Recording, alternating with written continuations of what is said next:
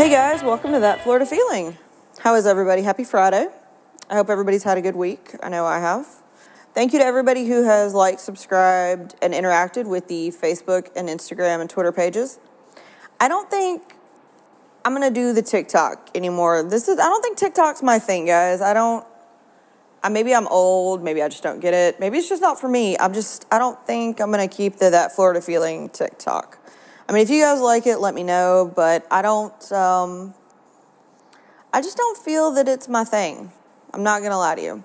So I'm probably not going to keep that one. But of course, the Facebook page and group are still around. Thank you to Tammy for posting on the page. That was really cool. I appreciate the fact that you guys are interacting with each other on there. That's really cool. That was my goal for it. Thank you to people who participated in the polls and questions. I'm glad that we mostly all believe in ghosts and that we mostly all agree that peanut butter goes with chocolate. That's why we love Reese's. No, at least I do. I always go buy the little shaped ones. Like right now, there's the pumpkins. And I just bought a really cool little bag that had pumpkins, bats, and ghosts in it. They were really cute. But yeah, I'm glad that we all agree that chocolate and peanut butter just go together. Did you guys enjoy the Haunted Gainesville episode? I hope you did. It was really fun to talk about. I learned some new things. I hope you guys did too. So it is now September. Feels like this year has just flown by. I don't know about you guys. But it does. I don't know. It's weird this year. So yeah, happy September. And we're going to talk about something that is a little more outdoor friendly, even though it's still 90,000 degrees outside in Florida and the rainy season. Maybe you have that random off day where it's not rained yet, or it's going to rain later in the day, or you got one lucky day where it's only a 20% chance of rain. This is some cool places where you can check out.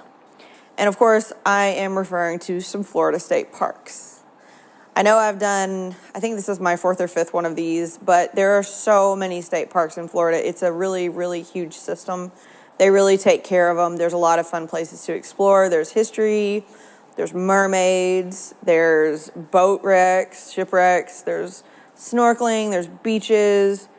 So, and of course, there's nature. Today, we're going to talk about some really fun ones that you can explore in the cooler times, because they, of course, most all state parks are open 365 days a year. So to start it off, we're going to talk about the Fred Gannon Rocky Bayou State Park. This is actually located up in the Panhandle. It's in Niceville. And it's a really beautiful area. I'll tell you a little bit about the history of it. The land that it sits on was actually ceded or given to the War Department by the U.S. Forestry Service in 1940. And it's 800 square miles of Gulf Coast shoreline. Just all of it is on the shoreline. And Pine Forest became a major site for gunnery and bombing practices during World War II.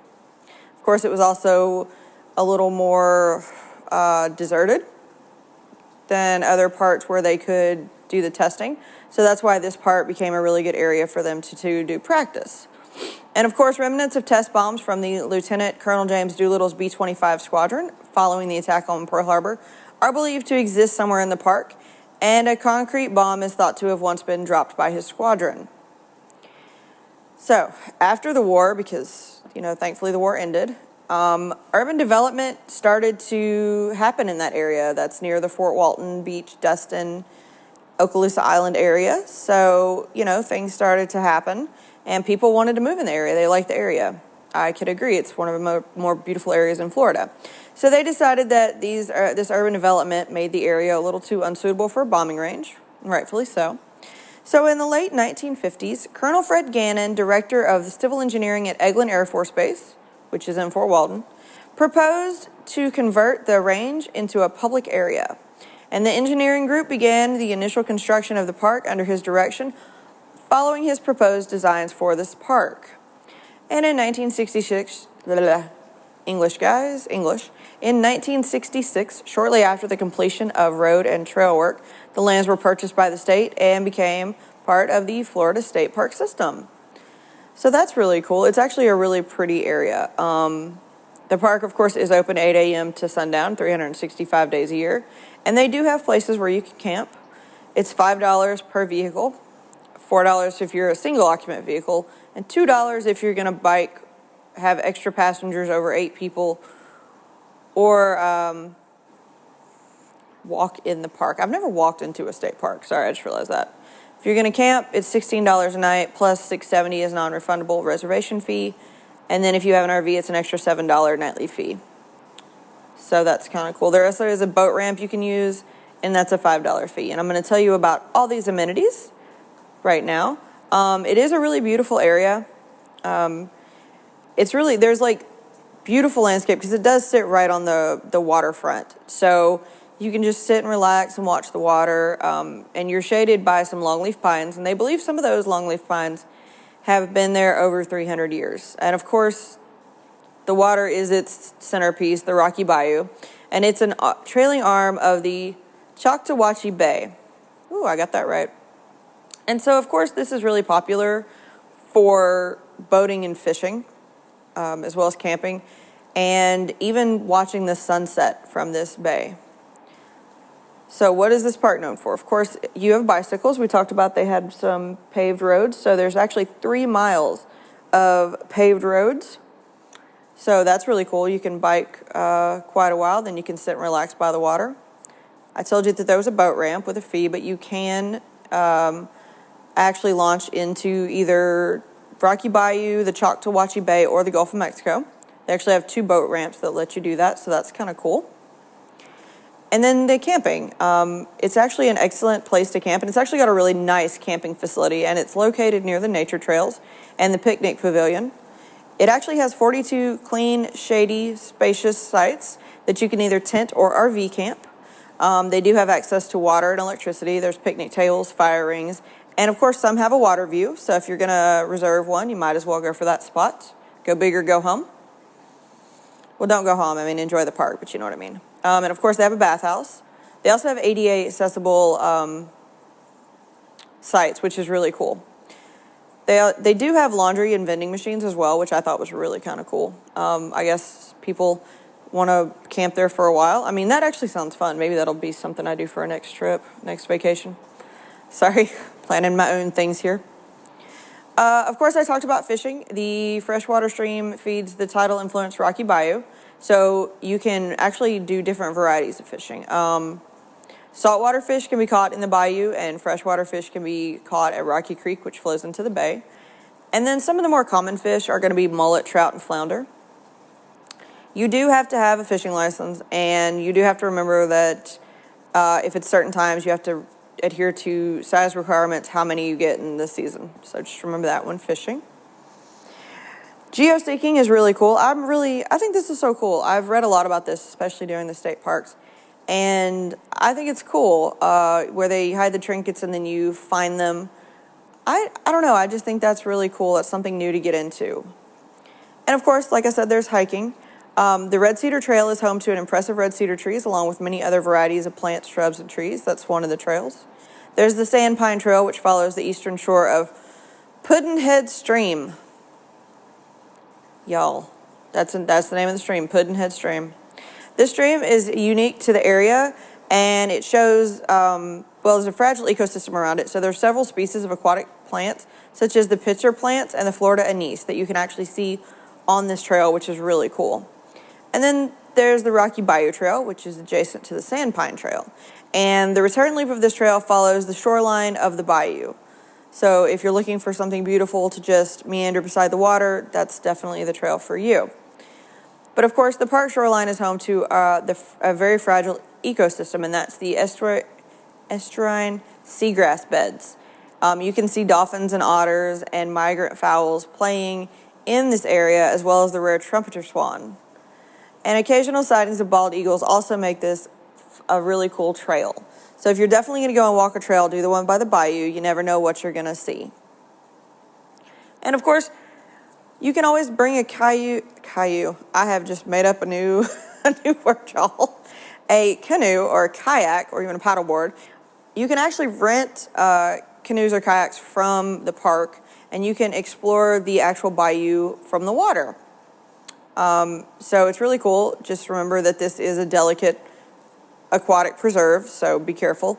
You might even see, again, those dolphins or otters, or the migrant fowl and the trumpeter swans, so that you can see it from the water and give you a different view. It's kind of tranquil, kind of something fun to do. And of course, they have pavilions with barbecue grills. You can definitely enjoy lunch with family or friends. You cannot drink in the park. It is prohibited. But you can still enjoy the time with friends and family. You can even hold a wedding or other special event in this park. I think that's kind of cool. Of course, wildlife viewing is possible at the park. And they do have accessible amenities. So there's the 4 accessible campsites, as well as restrooms, picnic facilities, and tables and grills that are all ADA accessible. So that's really cool that they've thought of everybody. Pets are permitted, so don't forget to bring your furry friend. You can use them in the day use or the camping area. You cannot take the pets, though, to the beaches, in the buildings or in the bathing areas. But, you know, sometimes you just want to bring your furry friend and walk around the trail. That's totally cool. And, of course, there's a playground for kids, right? Something for everybody. It's just it's a really cool park that's really beautiful and takes in its history and really shows off the nature of the beauty of the nature in the area. It's actually a pretty big park. If you pull up the actual map that you can get from the website, they have a lot of stuff. They have a lot of stuff you can do that I just told you about. And I mean, you know, I was looking at the trails before I was talking to you guys about them. The Sandpine Trail is a mile alone, so that's kind of cool if you really want something to do, get your exercise in and see some nature. Definitely check out the Fred Gannon Rocky Bayou State Park. It just looks like an absolutely beautiful place to go and explore for the day. The next park I'm going to talk about is one that I'm excited about it, but I'm sad about it at the same time, and I'll explain in a second. And as soon as you hear the name, if you've seen anything about Florida or even the page, you'll know what I'm talking about. I'm talking about the DeLeon Springs State Park. And it's about, the website always says it's 6,000 years of cultural and natural history in one stunning location. And it's, of course, in DeLeon Springs, Florida, which is, again, in the Panhandle. Open 365 days a year. And you get to experience Florida with the recreational swimming area and a beautiful, fascinating history. And I'll give you a little history on this one. So the native people known as the Mayaca lived here for at least 6,000 years before the Spanish arrived. And, of course, Pedro Menendez, the founder of St. Augustine, described the Mayaca after an encounter towards Lake George in 1566. And then again, he encountered them in the further late 1500s. This also led to Spanish missions established in the area. So the Mayaca roamed this area and set up their dwellings and, lived their peaceful life. And the Spanish encountered them, of course, the Spanish does in most of Florida. And, everything kind of existed. And then England took possession of Florida for those 20 years, and they didn't occupy this area. They just left it to be. But when Spain regained control in 1783, the land grants were given to the U.S. citizens, starting with William Williams. All right, y'all could have at least been a little bit, I could just imagine how that goes. The dad, I want to name him William. And the mom's like, well, our last name is Williams. You could just see something like that. Sorry. So William Williams had 2,020 acres here, along with the first enslaved Africans, and he named his property Spring Garden Plantation. And subsequent owners further developed the plantation, planting cotton and sugarcane. Sugarcane's actually a huge thing in Florida.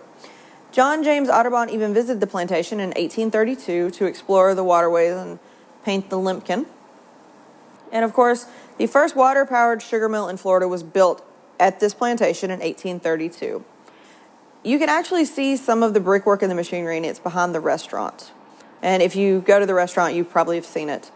And in 1835, Seminole Indians actually attacked the plant and destroyed the mill, stealing the slaves and cattle. Go Indians. Of course, the Seminoles were driven out of the area 2 years later And the mill was rebuilt in 1849 and continued to produce cotton and sugar.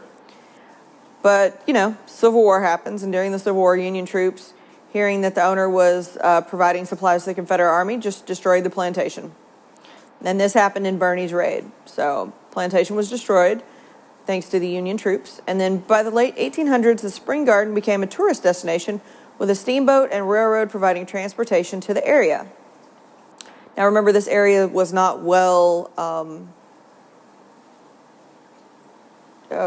populated. I was like, there is a word I am looking for. It was not well populated. So, they would get people, but they wouldn't be there all the time. And so then it kind of became its own tourist attraction.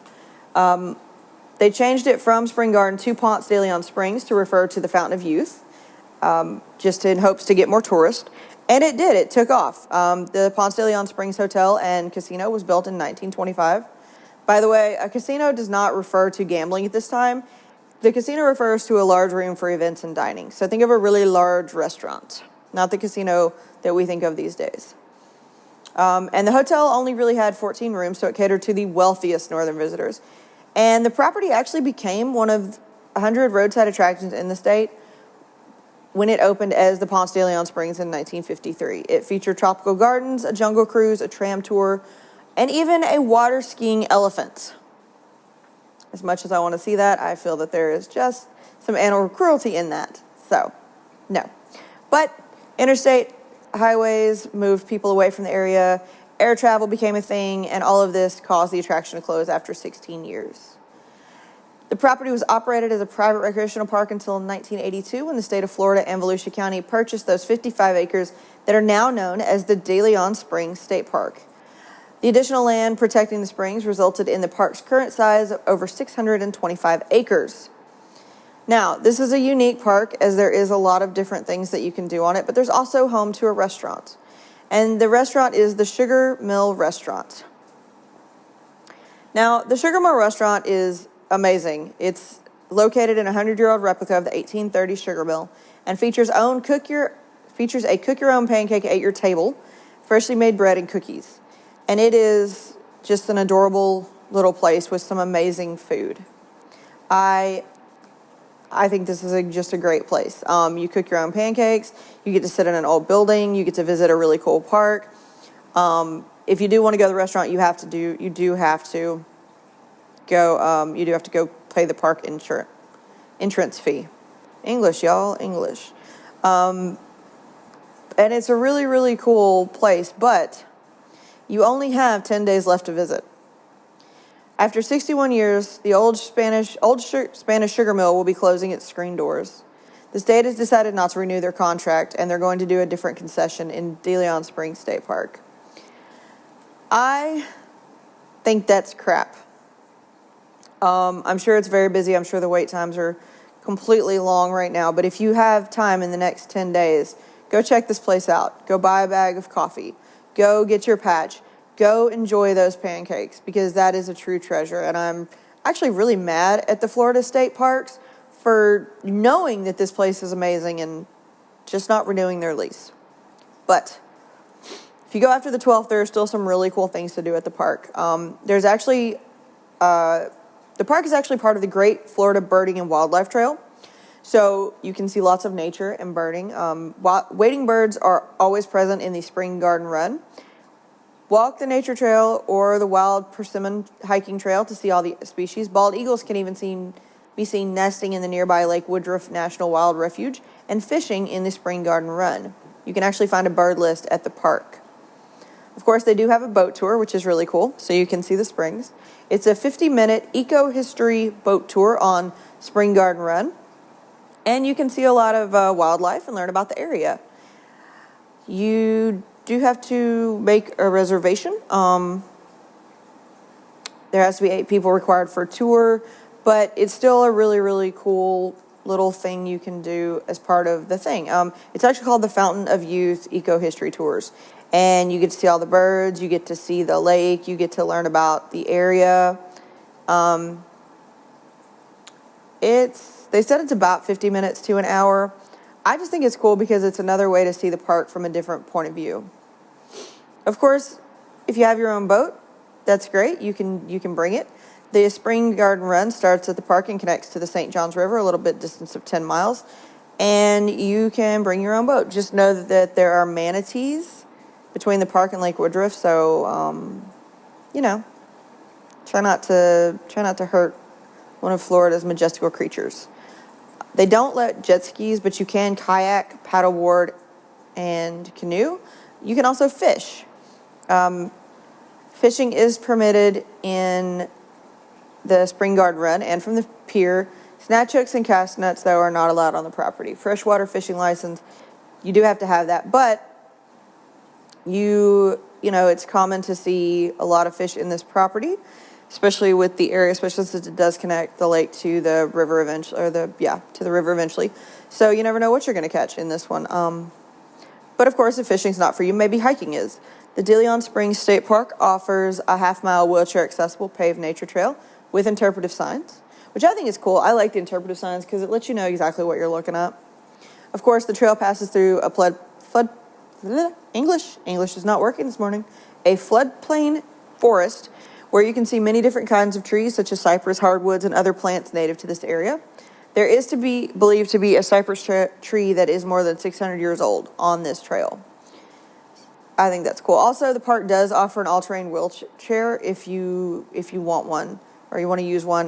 Just ask about it at the ranger station, which I think is really cool. Again, I also told you there was a wild persimmon hiking trail. It is 4 miles, and it will take you through several different communities. This is really where you get to see the birds and the nature and the wildlife. And please remember that this is black bear country, so don't be surprised if you see one.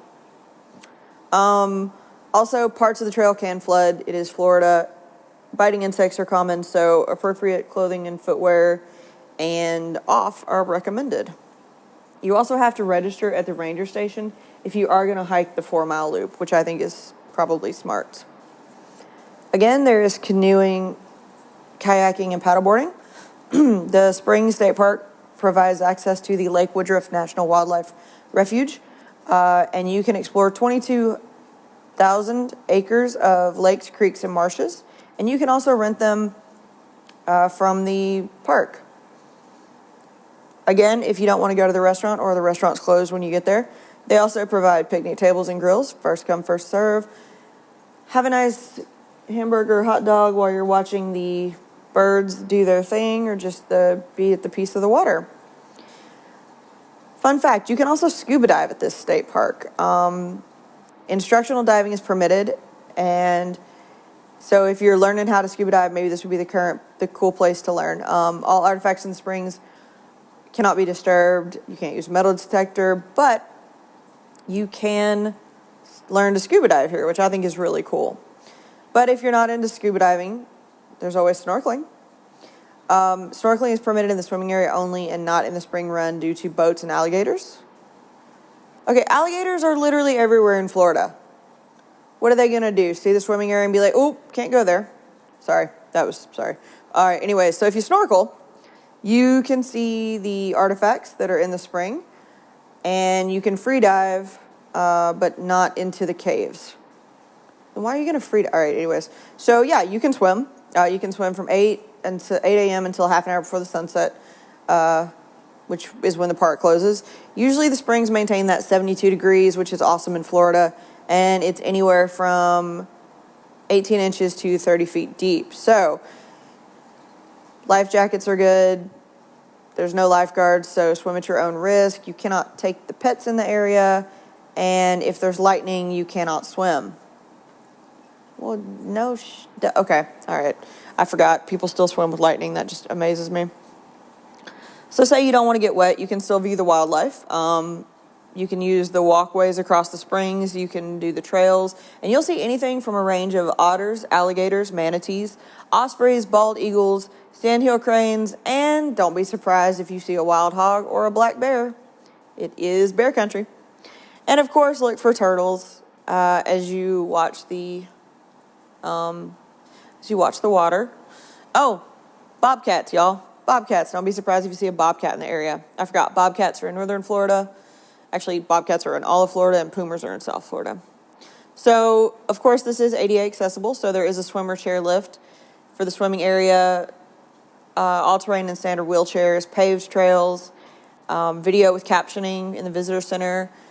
So it's really cool. And they even allow, they help out for people who need that. For the picnic pavilions are set up for that. The boat tour is set up for that. You can access the fishing pier. So I think it's great. Again, there is the boat ramp and the kayak launch. I don't know what they're going to do about the concessions and restaurants now, because they are taking away the sugar mill in 10 days, which, again, I think is absolutely just crap. But who knows? Maybe they'll put something in there great. I don't know. It just saddens me. But remember, when you do go there, it is a historic site. So much of what you see is going to have is going to show human activity. The structures of the park that date back to all the way to early civilizations, and then you could even see some 1950s era billboards with advertisements, the concrete walls, and then the shell mounds underlie park structures from thousands of years of the Myakka inhabiting the area. You'll even see the plantation area where the plantation used to run with the sugar mill operations.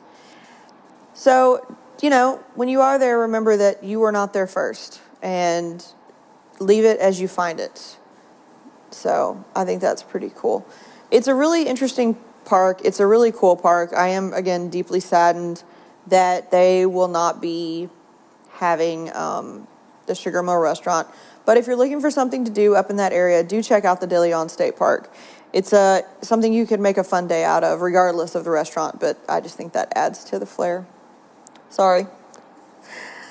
All right. The next park I'm going to talk about is also in northern Florida, and it's the Ravines Garden State Park. It's actually in Palatka. Sorry, y'all, it's about the only thing good in Palatka. So the Ravines Garden State Park is one of the 9 new era deal state parks that are in Florida. And the cool thing about this park is that it's just 2 ravines up to 120 feet deep with steep banks at almost 45-degree angles. And so it's not a gully or a trench or a sinkhole. These are permanent features. These were not caused by flooding. These are permanent features with a spring-fed creek that never dries up. And the creek is called Whitewater Branch. And the underground water bubbling cuts into the banks and carries the sand and soil all the way to the St. Johns River. So the stream you see in the ravines goes actually all the way to the river. And, these have been there for thousands of years, and they've widened and deepened, and you can see what they are today.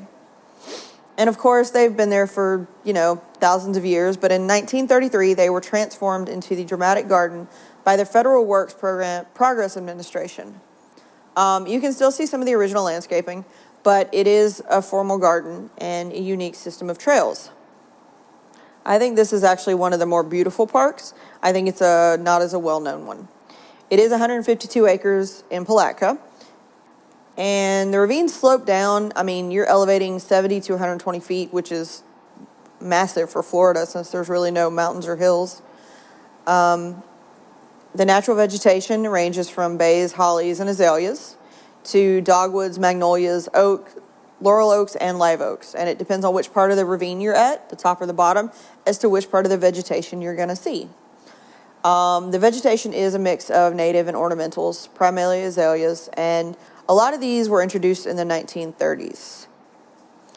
Now, you're probably like, Palatka, so I'll give you a little history on Palatka. In 1853, Palatka was incorporated, and it was a growing trade center on the river and a prime spot for winter tourism, so thank you, snowbirds. And between 1865 and 1895, Palatka became known as the Gem City of the St. Johns, and it was actually a major port that rivaled Jacksonville for dominance for trade on the river. Side note, that didn't last long. Palatka's golden age, it was booming. It was the area's citrus and lumber industry, and trains would take agriculture products in and out of the city, and it had many different railroads running right around it. But at the end of the 1800s, a major citrus freeze brought Palatka's golden age to an end. So, end of the 1800s, citrus freeze, beginning of the 1900s, Great Depression. So, by 1933, Palatka was suffering the effects of the Great Depression pretty hard, and a local it was even said of Palatka that a prosperous community transformed by a depression into a section having many actual hungry and in desire and distress. So, they were trying to think of anything to get Palatka back up and coming. And so tourism was kind of starting to be a thing, but it was still the Great Depression, so people didn't have the money or didn't, know what to do or where to go. So Palatka actually thought that they should have something worthwhile for seeing, like other Florida cities did. And the idea behind it was the Ravine Gardens. And so what did they do? They spruced it up. They developed these ravines around this little, if you've been, it's really pretty trails. You can see many of the plants, the actual gardens. And this was all from, the idea that people needed to go to Palatka to see something. And they were officially opened on July 4th, 1933. And by the end of 1933, the activities become so extensive that people were actually surprised. They were surprised that the gardens were growing as much as they would, most of Florida. So they grew them a little bit more, and they gave, funding happened, and Palatka kind of grew off this and promoted and maintained and developed the gardens. And the 1960s brought about a change in the park. It actually closed in the 1960s. In 1969, the city actually offered the gardens to the state park system because they could not maintain it anymore. It was too expensive.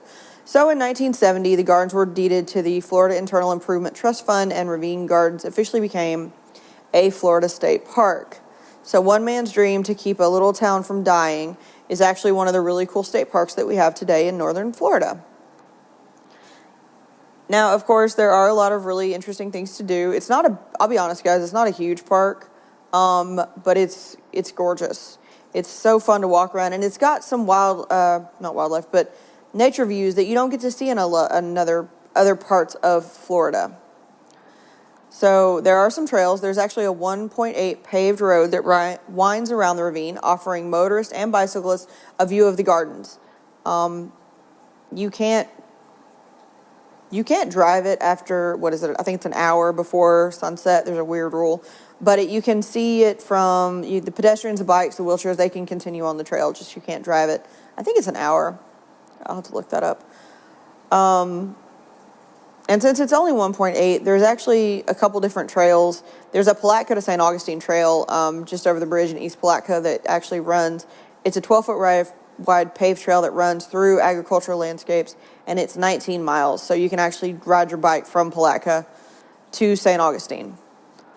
Of course, being a Florida state park, there is geocaching, the outdoor game that uses the GPS system to find caches and treasures and write little notes. I think it's just something fun.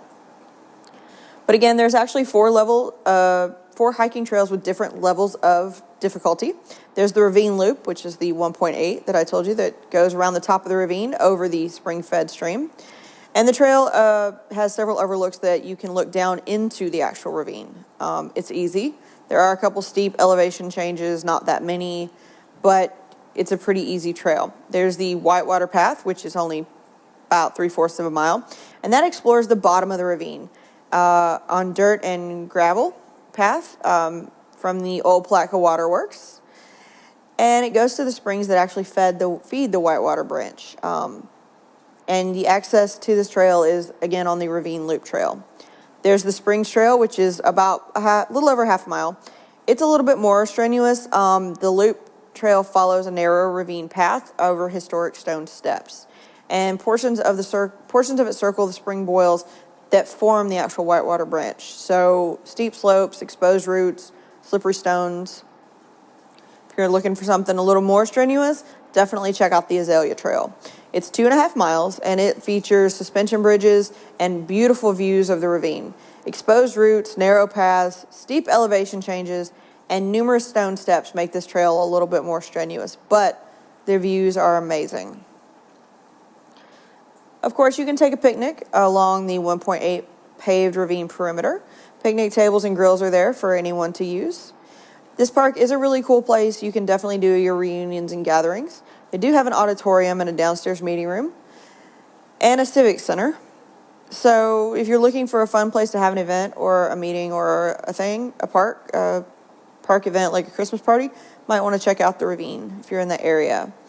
And of course, there are tours. Ranger-led guided hikes of different lengths can be had. You can pay $2 and go on a tour.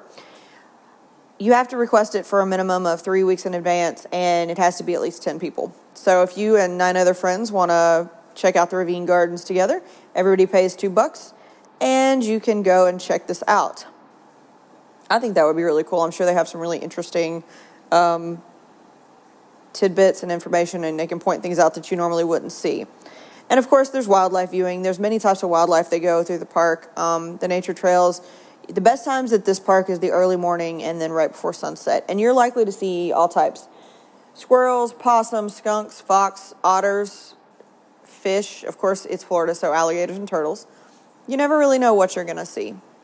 And of course, there is an amphitheater. In 1938, the local Jaycees transformed their Jaycees Day into the first official Azalea Festival. And the same year, they built an amphitheater to host the Miss Florida Azalea pageant during the festival. And I don't know if they still do that festival, but they originally held it here. And the park has an amphitheater, which is a scenic place to rest or shaded area for picnicking in the winter. And the stage comes alive with azalea blooms in the spring and summer. So that's kind of cool that there's like an actual amphitheater that you can go and hang out at. Now, of course, there's also gardens. The 146-acre park has formal and natural gardens. So natural vegetation is anywhere from the ferns and the mosses and the shrubs that you would see, especially in the hardwood forest with the oaks and the hickories, the pines, cypress trees. And then there are 5 acres of formal gardens with stone terraces and water features. The peak flowering time for azalea season is late January to early March. And 100 of azaleas have a rolling bloom and top out with 50 to 60% of plants blooming simultaneously.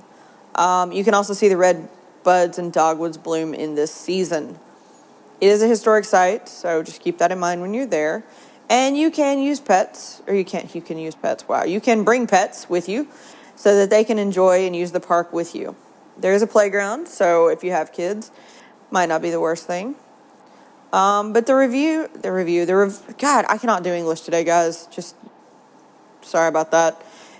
The Ravine Garden State Park is a fun place to enjoy in a small town in Florida that was just trying to survive.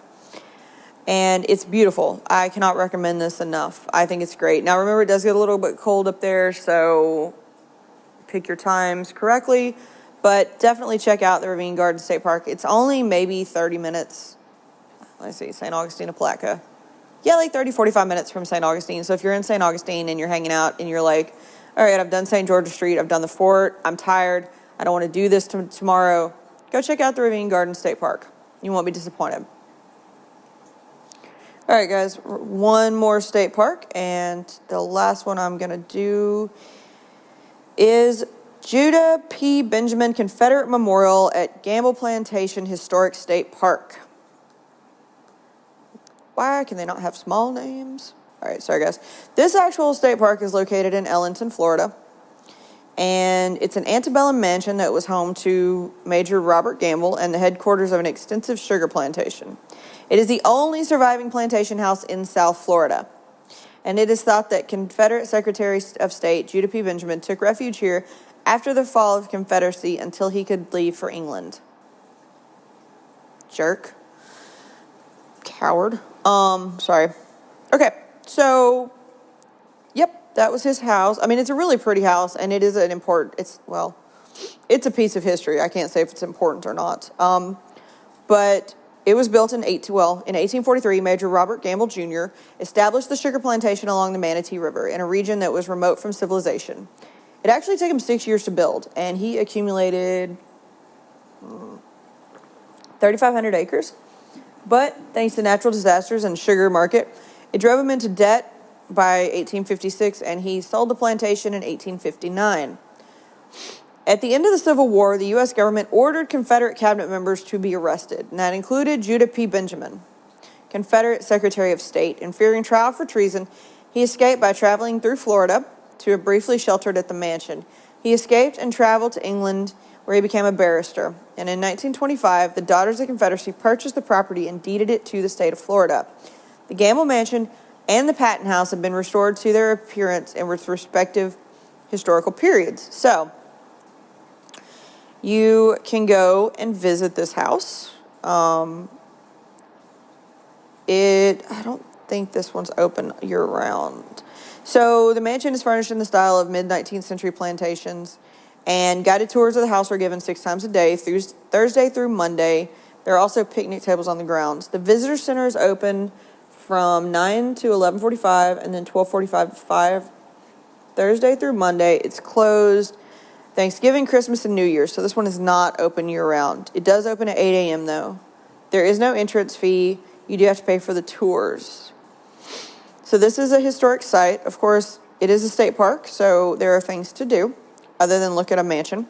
You can explore the park by doing geocaching. There are picnic tables available located behind the mansion so that you can take your own lunch and enjoy South Florida's wonderful weather year-round. And of course, like I said, they do have a visitor center, and there are guided tours of the mansion. You can go you can go 6 times a day, anytime between at 9:30, 10:30, 1, 2, 3, and 4, and that's only Thursday through Monday. You can even get married at this location. It's great for outdoor weddings. I would not want to get married there, but that's just me. So it is a historic museum. Please keep that in mind. Since it is a guided tour and it is an old plantation, you have to be able to walk around the outdoors for 60 minutes. You have to be able to climb steps. And of course, since this was built back in the 1800s, the steps aren't like they are today. So it's a smaller park. And I guess it's part of our history. It is worth seeing. It is a part of history, whether we want to admit it or not. There is some really pretty places on the grounds. You can see the immaculate ground. There's parts that are immaculate, and of course parts that you can see that are like nature, like they would have been back then. I only talk about this because this is still part of history, and it is a lesser known state park. And so if you are into the history of Florida, be it good or bad, definitely go check out Judah P. Benjamin Confederate Memorial at Gamble Plantation Historic State Park. I hope you guys have enjoyed this. There is a lot more just very cool, very interesting state parks, and this will not be my last state park episode. If you can't, you're not really sure which one you want to go to floridastateparks.org and find a park. They have a statewide map, or they have ones where you can kind of edit, like, do you want to go to the beach? Do you want to go see, like, a historic site? Do you want to go on a nature trail? So they have really cool, and they also have their events that kind of tell, like, what events are going on in the different parks. Like today, there's a seashell walk at Fort Myers, or on Lover's Key at Fort Myers Beach. They're like first weekend Federal Garrison Day. I know they have one of those in Fernandina Beach. So, if you're looking for something to do and you're looking for something fun, go check out their event page so that you can, maybe meet some new people, maybe learn some new stuff, maybe go outside and just take a walk. I definitely recommend looking at their page and definitely going to Florida state parks because they are so interesting, diverse, and fun. There's literally something fun for everyone at all these state parks. If you do go, be respectful, clean up after yourself, leave the park as you found it, and just remember to look out for the wildlife, wear your sunscreen, take your insect repellent, and be aware that Florida man stalks everywhere. Just remember that, guys. Florida man is everywhere, and Florida man probably also visits the state parks. So today's Florida man comes from Port Richey, Florida. It was actually a man and a woman, so we have two for today, the man and the woman both from Port Richey, Florida. Were traveling in an SUV that was said to have been going well over 75 miles up the interstate near Forsyth, and they were pulled over by a sheriff's deputy in the early hours of August 4th. He said that he clocked them at the highest at 95 miles an hour, and he caught wind of an overwhelming smell of marijuana.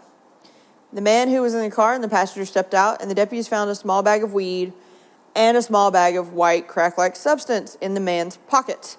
So when he asked the deputy asked the guy what it was, he said, "Man, I don't even know." And he then apparently thought better of being stupid and goes, "Well, yeah, that's cocaine."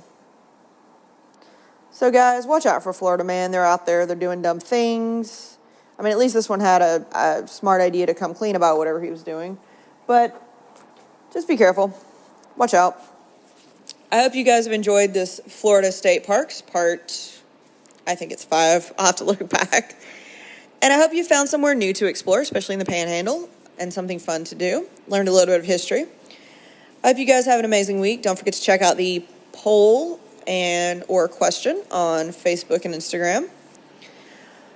Please, if you have a second, a 5-star review would be well appreciated. It helps get the podcast out there. I appreciate all of you who've given 5-star reviews on Spotify and Apple. You're all simply amazing. And for still listening to me ramble on about the Sunshine State. So guys, I hope everyone has a wonderful weekend. Happy Labor Day. Enjoy your 3-day weekend. If you don't have a 3-day weekend, I hope you get a day off just to have some rest somewhere in there. Be nice. Stay hydrated. Wear your sunscreen. And as always, guys, that's your daily dose of sunshine.